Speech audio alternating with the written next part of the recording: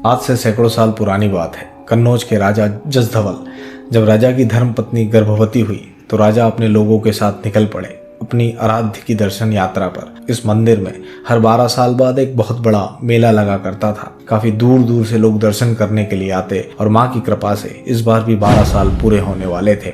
राजा के ज्योतिषियों ने राजा को सलाह दी कि आप अपने पूरे लाव लश्कर के साथ, ढोल नगाड़ों के साथ उस स्थान पर न जाएं। ऐसा करने से हो सकता है कि माँ बुरा मान जाए और कहीं कोई बड़ा अपशगुन न हो जाए। लेकिन राजा जसधवल कहाँ मानने वाले थे। उनको तो इस बात की खुशी थी कि उनके राज सिंहासन का उत्तराधिकारी आ रहा है और वह चल दिए मां नंदा देवी के दर्शन करने। और जब वह पूरा कारवां इस इलाके में पहुंचा तो क्या हुआ उनके साथ, इस रहस्य को जानने के लिए बने रहिए। स्वागत है आपका हमारे channel mysterious and horror stories में। सन 1942 ठंडियां खत्म होने को आई थी और मौसम देखकर लग रहा था कि इस बार खूब गर्मी पड़ने वाली है।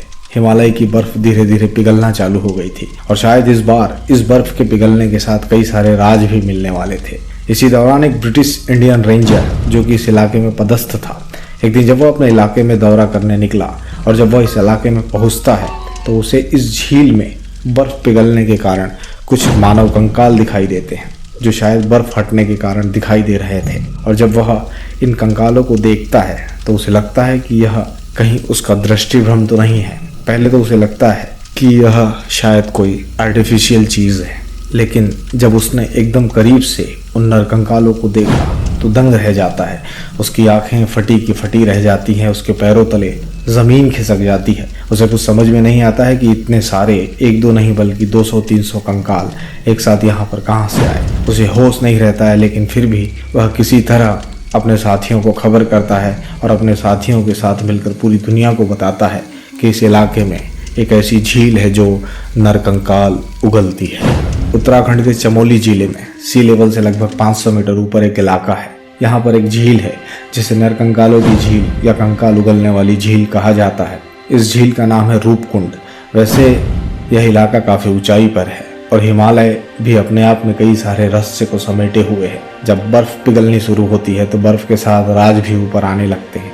कई सारे रहस्य दबे होते हैं इस बर्फ में और जब हम इस सच्चाई को जानने के लिए प्रयास करते हैं तो हमारे सामने हमेशा एक रहस्यमय कहानी होती है जिसका कोई अंत नहीं होता है, जो हमेशा एक राज ही रहता है। सबसे पहले तो कुछ लोगों ने इसके बारे में यह थ्योरी दी गई कि शायद यह सेकेंड वर्ल्ड वॉर में आए हुए किसी जापानी सोल्जर का ग्रुप होगा, क्योंकि सेकेंड वर्ल्ड वॉर के दौरान जापानी सेना भारत में घुसपैठ करना चाहती थी और यही उनके घुसपैठ करने का सबसे बेहतरीन मार्ग हो सकता था। इसके पीछे यह तर्क भी दिया गया कि जापानी सैनिक जो यहाँ पर आने के बाद ठंड न बर्दाश्त करने के कारण मौत का शिकार हो गए। लेकिन जब अंग्रेज अफसरान ने एक्सपर्ट टीम के साथ जांच पड़ताल की तो पता चला यह कंकाल सेकेंड वर्ल्ड वॉर से भी काफ़ी पुराने हैं।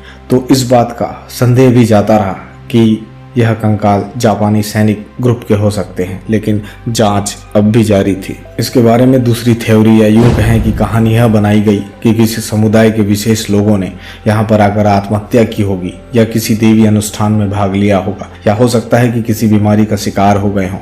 लेकिन जब अंग्रेज अफसरान ने इस सभी कंकालों का DNA करवाया तो इस रिपोर्ट में एक बात निकल कर आई कि सभी DNA किसी एक समुदाय के नहीं है और जाँच अब भी जारी थी। सन 2004 में जब फॉरेन और इंडियन साइंटिस्ट ने मिलकर इस कंकालों की कार्बन डेटिंग की तो पता चला इनमें से कुछ कंकाल लगभग 850 AD के हैं और अलग अलग काल अवधि के, और इनमें से मिले ज़्यादातर कंकालों के सर में फ्रैक्चर के निशान मिले हैं, जिससे ऐसा लगता है कि शायद किसी बर्फबारी में सर में ओले लगने से मृत्यु को प्राप्त हुए हैं। लेकिन जाँच अब भी जारी थी। लेकिन अभी हाल ही में हुई एक रिसर्च से मालूम चला है कि यहाँ पर जितनी भी हड्डियाँ मिली है वह किसी एक समुदाय विशेष की नहीं है।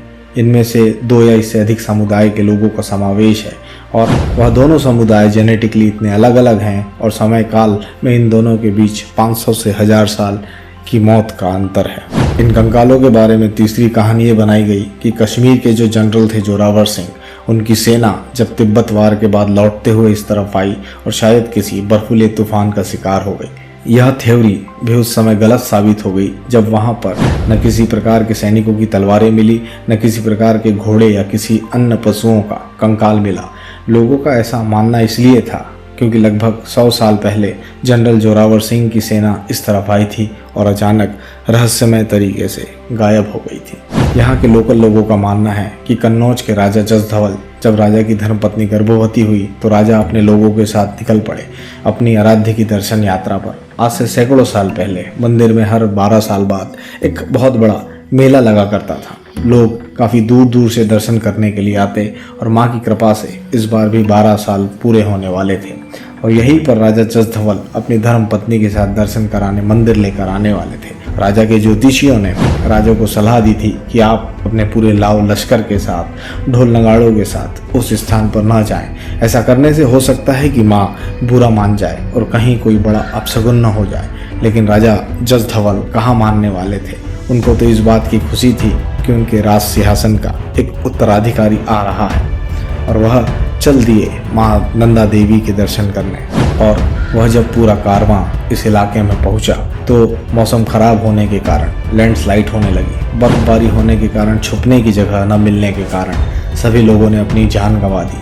और यह थ्योरी एक हद तक मिलती भी थी क्योंकि साइंटिस्टों के अनुसार यहाँ पर मिलने वाले कंकाल काफ़ी पुराने थे, लेकिन जांच अब भी जारी थी और यहाँ पर मिले सबूतों के अनुसार यह कहानी भी थ्योरी में पूरी तरह फिट नहीं बैठती है। कुछ लोग यह भी मानते हैं कि यह एक शापित झील है। गांव वालों का ऐसा भी कहना है कि इस इलाके में जो भी कभी अकेला गया वह कभी लौट कर नहीं आया। जब पूछा गया कि ऐसा क्यों, तो इसके बारे में वह कभी बता नहीं पाए ऐसा क्यों हुआ है। इन सब के बीच सबसे बड़ा रहस्य ये है कि एक साथ अलग अलग समय में इतने सारे कंकाल एक ही झील में क्यों मिले। और जांच के दौरान यह भी पाया गया कि वे न किसी बीमारी का शिकार थे, न ही किसी युद्ध के शिकार थे, न ही किसी आपघात का शिकार हुए थे। फिर भी क्या अलग अलग वक्त के अलग अलग कंकाल यहाँ पर कैसे आए। इस रूपकुंड झील में यह रहस्य जब से इन कंकालों की खोज हुई है तब से हर दिन एक नई कहानी बनकर आती है, हर दिन एक नई बात लेकर आती है। लेकिन सच्चाई यह है कि आज भी इस रूपकुंड झील के कंकालों का रहस्य ही बना हुआ है। हम चाहे कितनी भी तरक्की कर ले, लेकिन कुछ चीजें हमेशा राज ही रहती हैं।